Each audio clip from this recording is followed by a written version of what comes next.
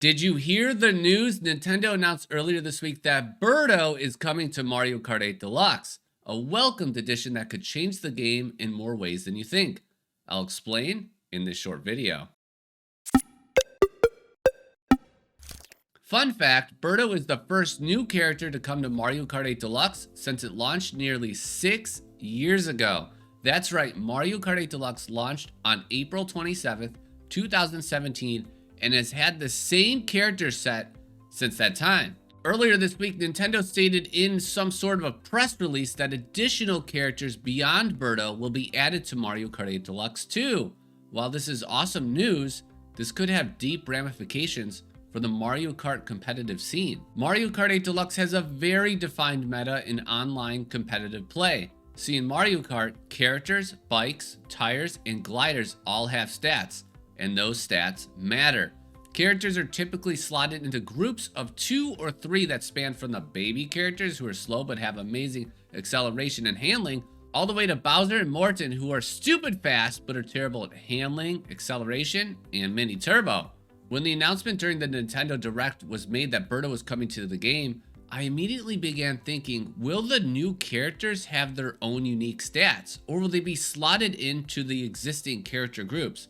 I honestly think that Birdo will be slotted somewhere around Yoshi's middleweight tier, and if that's the case, then that likely won't shake up the Power 3 meta, and really won't change the balance of online Mario Kart competitive play at all, and Birdo will just be a fun character that we could just throw out there and have a good time with. But what about the other characters they add to the game? Let's just say, hypothetically, Nintendo announces that Chargin' Chuck is coming to Mario Kart 8 Deluxe.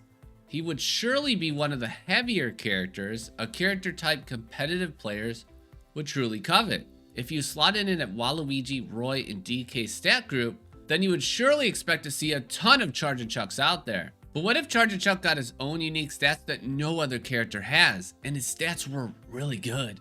Well, then we might say goodbye to Waluigi on the Wiggler and say hello to Chargin' Chuck on who knows what. While I do want to see the meta that has been going on for years and years and years now shaken up, I do fear that providing the new characters with their own unique groupings would be a bit unfair. If the characters are locked behind that booster pass, then people that didn't buy it could be at a competitive disadvantage. One of the many reasons why I love Mario Kart 8 Deluxe so much is everyone is on an equal playing field for the most part. Everyone has access to all the characters, carts, wheels, and gliders as long as they own the game. In my perfect world, I would love to see the new characters get their own unique stats with the caveat that everyone can use the new characters regardless of if they purchase the Booster Course Pass. Do I see that happening? Probably not, but you never know, as that item switch that they added as part of Wave 3 is now available to everyone. Adding new characters feels like such a foreign subject because it just hasn't happened in more than half a decade, so it's hard to really know what to expect.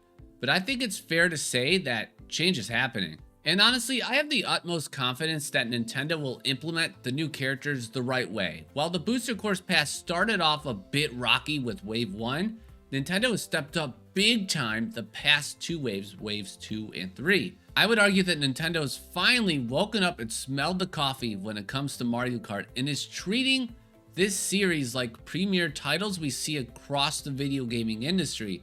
I think they're spending a lot of time understanding how impactful each of these updates can be. And I think we all know that Nintendo has a history of when it spends time and truly cares about a brand and product, that it does an extraordinary job of being creative and thinking outside the box to provide games that people truly love for a long time. I'll end with this. Do you know what would change Mario Kart 8 Deluxe even more? New carts, bikes, wheels, and gliders. But that's a discussion for another day. I thank you all for watching this video. Let me know your thoughts on Wave 4 in the comments below. Until next time, take care, see you later, and have a good day.